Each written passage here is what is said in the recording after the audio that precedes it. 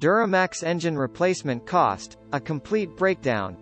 Owners of Duramax-powered vehicles are no strangers to the hefty price tag that comes along with owning one.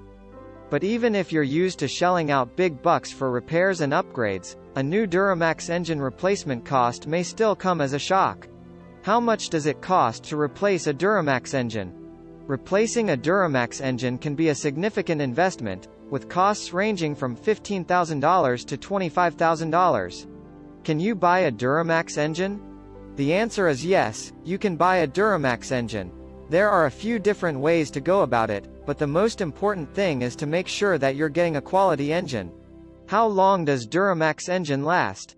On average, a Duramax engine can last between 250,000 and 300,000 miles with proper maintenance. Which Duramax engine is best? The 6.6L Duramax LBZ is the lightest and most fuel-efficient engine, with 360 horsepower and 650 pound-feet of torque. How much does it cost to install a new engine?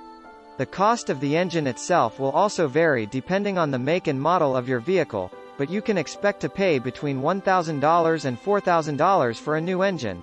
How much does it cost to rebuild a diesel engine?